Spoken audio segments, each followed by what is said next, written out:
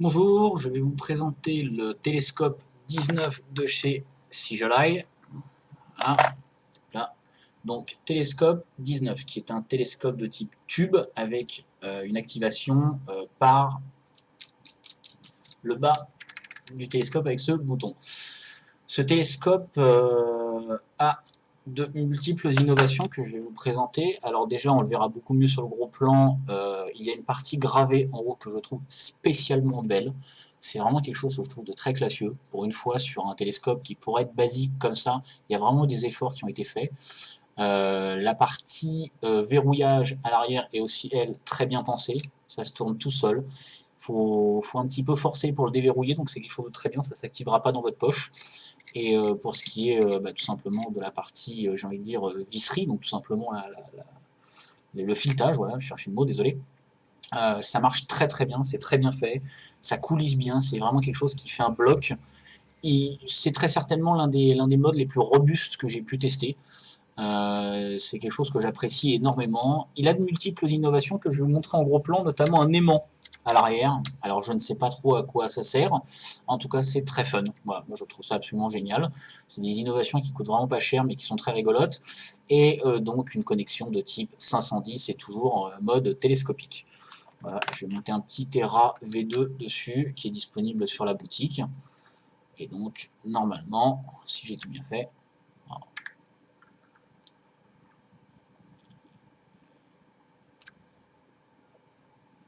Voilà, je l'ai un peu noyé.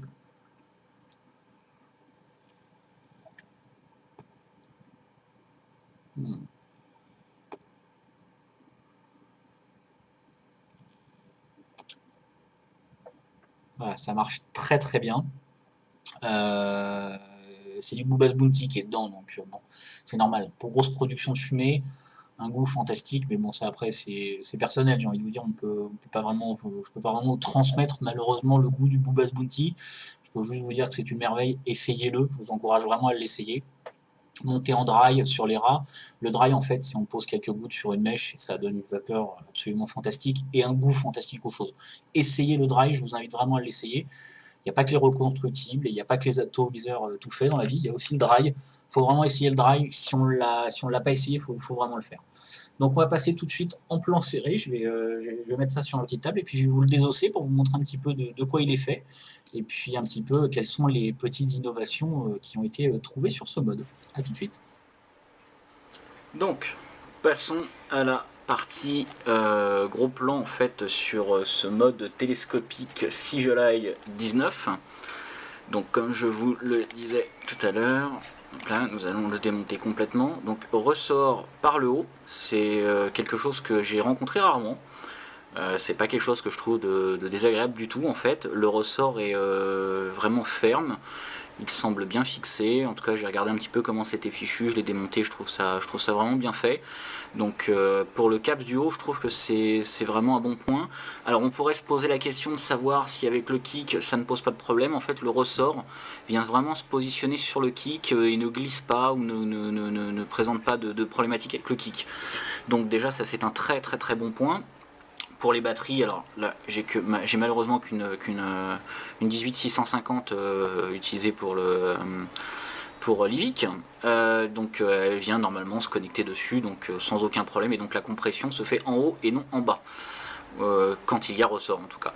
Donc ce CAPS Duo est très bien fait, il possède donc un ressort et on voit, comme je vous l'expliquais tout à l'heure, ces fameux petits dessins qu'on voit très très bien, là je suis très content, voilà.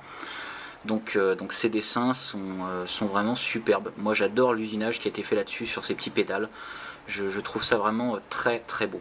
Donc on distingue bien les trous d'aération, enfin les évents d'aération pour tout simplement pour les tanks et compagnie, enfin tout ce qui respire par le bas. Ce que j'appelle respirer par le bas. Donc en fait dès que la prise d'air, l'airflow se fait par le bas, en fait tout simplement il faut qu'il y ait ces petits passages, sinon ça fait joint et à partir de ce moment-là il n'y a plus rien. On mettra quelque chose dessus après pour vous montrer un petit peu comment c'est fait. Donc voilà, prise 510. Donc si vous l'utilisez avec des consommables type Ego, type, je sais pas moi, allez on va dire un Evode BCC par exemple, ou un Stardust, ou des Kangers, voilà. Et bien en fait tout simplement ces éléments auront besoin tout simplement d'un petit adaptateur qui est en vente sur le site. Donc voilà, ça c'est fini pour le CAPS Duo. On va passer tout de suite à la partie basse. Donc la partie basse est composée d'une bague de verrouillage, voilà, que je fais tourner très facilement. Vous voyez que ça fait pas cric-cric, ça fait pas cric-cric et ça ne bloque pas. Alors une fois qu'on l'a bien positionnée, il faut un petit peu lutter pour la déverrouiller. Je trouve ça très positif. Ça évite tout simplement qu'elle roule, ou même pendant qu'on vape, qu'on tient le mode dans la main, tout simplement de pouvoir la coincer. Voilà. Cette partie basse a une innovation, donc je l'expliquais tout à l'heure. On va prendre par exemple cet accu, et bien en fait, voilà, ça tient, c'est aimanté. Alors mon accu est un peu lourd là, mais en fait non, ce n'est pas de la lévitation, ce n'est pas de la magie, il est tout simplement aimanté. À quoi ça sert? Je ne sais pas trop, sachant que les accus coulissent parfaitement dans le tube, hein. Donc il n'y a pas de problématique à ce niveau-là. Donc je ne sais pas pourquoi. En tout cas, ça permet de retirer facilement l'accu une fois qu'il est positionné dans le corps du mode. Pour le corps du mode, donc je vais mettre ça de côté, hop, voilà, on va mettre ça à côté de la tête. Le corps du mode, quant à lui, est très bien fait. Les filetages sont vraiment super. On l'entend, ça tourne bien. On lance avec les doigts en fait et ça roule tout seul. C'est ce que je dis toujours, mais en fait quand on a des filetages et qu'il n'y a rien de plus embêtant de le tourner, là on peut vraiment s'amuser à le lancer. Donc on lance le corps à tourner en fait sur le pas de vis et ça tourne tout seul. Alors là ils font un bruit un peu métallique parce que j'ai pas de graisse conductrice sous la main, mais normalement on peut mettre un petit peu de graisse sur le filetage pour améliorer tout simplement et pour enlever ce petit bruit métallique. Donc voilà le corps, une partie filetée, une partie non filetée, et puis un pas de vis qui vient se prendre sur cette partie filetée. Voilà, on a entendu un petit cric là. Donc tout simplement ça c'est des choses qui se corrigent avec un petit poil de graisse, ce qui n'est pas fourni avec le mode. Donc on vient rajouter le caps du dessus, donc on voit en fait, on distingue bien 4 trous. Donc ces trous sont des évents de sécurité en cas de problématique avec votre batterie. Quand la batterie est dedans, imaginons, on ne sait pas si vous utilisez une batterie un petit peu de mauvaise qualité. Enfin, de toute façon, si vous avez un problème avec votre batterie, généralement c'est relativement soit parce que vous l'avez mal manipulée ou que vous lui avez fait des misères. On va s'en tenir là. Donc avec une batterie de bonne qualité, normalement tout va bien. Mais si vous avez fait des misères et que la batterie elle n'est pas top, et ben en fait tout simplement ces trous permettront au gaz contenu dans la batterie et puis à la surchauffe de s'échapper. Que l'accu ne soit pas contraint dans un espace confiné, ce qui aurait un effet relativement catastrophique. Tous les modes que nous proposons sont munis de systèmes de sécurité pour laisser échapper les gaz et pour éviter les surchauffes et surtout évidemment les problématiques avec ces accus. Donc hop, je vais le remettre sur le côté. Cet accu au fait est l'accu de Livig, donc comme je le disais tout à l'heure, nous commercialisons sur le site la marque Efest et je vous encourage fortement à l'utiliser. Ce sont des accus rouges en fait tout simplement. On peut les voir dans les autres vidéos, mais là j'en ai pas sous la main, ils sont tous en charge. J'ai manqué de jugeote en fait et je n'ai pas mis à charger mes accus, donc là depuis ce matin je vapote sur 18650. Voilà, hop, voilà, on va le serrer. Donc on entend bien une fois que c'est serré, voilà, ça ne bouge plus. On vient serrer la bague, la verrouiller, voilà, et donc ça fait vraiment un mode à corps complet. Alors juste pour information, je vais essayer de pas tout faire tomber, voilà, je vais mettre à côté une batterie Ego 650 mAh avec voilà son petit bouton, elle n'est pas éteinte, c'est parfait. Donc si je la mets à côté, on s'aperçoit qu'en fait la différence au niveau hauteur en tout cas est beaucoup, est pas très grande. Donc tout simplement moi je trouve que sur un mode de cette taille, alors là c'est une 18650 une fois de plus, si vous mettez une 18350 ou une 18490, la taille du mode évidemment va vraiment changer. Pour insérer le kit, alors là je vais un petit peu lutter puisque en fait je n'ai pas de batteries qui sont adaptées, sachant que les 18, alors voilà, on voit l'élément qui permet de sortir l'accu. En fait l'insertion du kit se fait par le haut comme par le bas. Sur un mode aussi facile, j'ai envie de dire par le haut c'est encore mieux. Voilà, ça y est, c'est fait, c'est posé.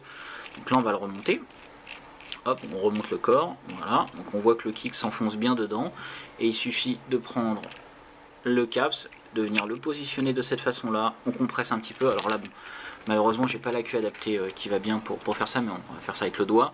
Donc vous voyez bien, hop là, j'ai posé mon accu pour qu'il arrête de rouler. Voilà, donc je vais positionner comme ça.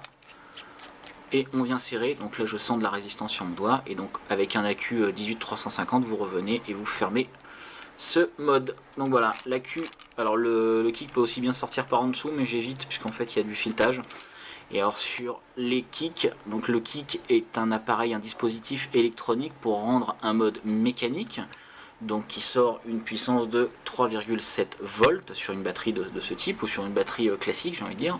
Et donc le kick permet en wattage variable d'augmenter, d'incrémenter en fait la puissance du mode. Alors on a, si j'avais un petit tournevis, mais ce n'est pas le cas, donc je vais prendre le drip tip de l'ERA.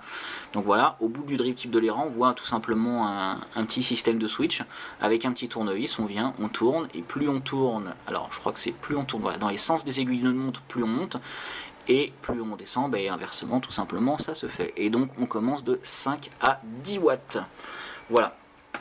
Donc pour ce mode, moi ce que je peux vous conseiller, en tout cas c'est ce que j'utilise, ce sont des atomiseurs reconstructibles ou du dry reconstructible.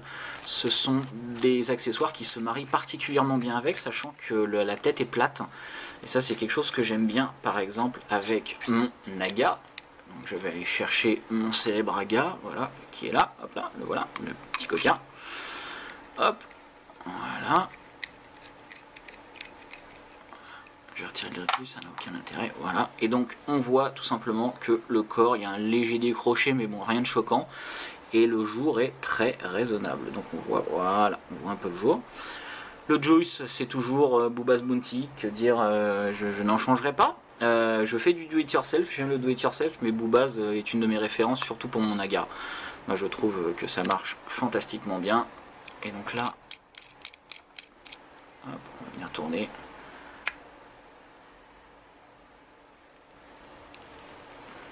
Ça commence à se lancer. Et voilà. Donc sur ce, je vais remonter mon mode. Et puis on va repasser en plan large pour vous montrer un petit peu comment ça marche. Nous revoilà avec le télescopique 19 CJLI en plan large pour vous montrer un petit peu comment ça marche tout simplement. Donc là il est monté avec un Aga montage câble. Et un kick et une accu 18350. On va ouvrir la gamme pour vous montrer un petit peu comment ça marche bien. Voilà, on l'entend, il se lance. Voilà. Je vais remettre le caps supérieur bien en face de mon trou, porte à l'oreille pour vérifier.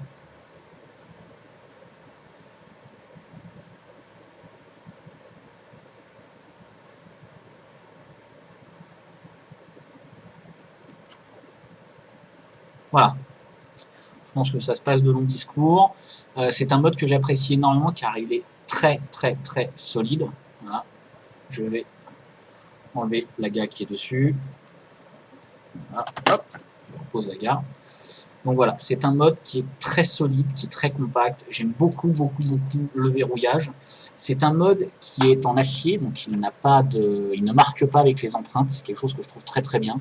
Les évents de sécurité qui sont au nombre de 4 sur le dessus sont très bien faits aussi, sont très discrets. Et j'aime beaucoup, une fois de plus, ce petit marquage en forme de fleur sur le dessus. C'est mon côté un peu féminin, hein, j'aime bien ce genre de choses. Et je trouve ça très bien. Voilà. Donc c'est un mode que je recommande. Les pas de vis sont très bien faits. Il est vraiment très massif. Il n'est pas lourd quand il est vide. Une fois de plus, quand il y a les accus dedans, forcément, ça prend un peu de poids. Mais sinon, c'est un mode vraiment que je recommande et que je trouve très esthétique. Voilà. Merci beaucoup. À bientôt.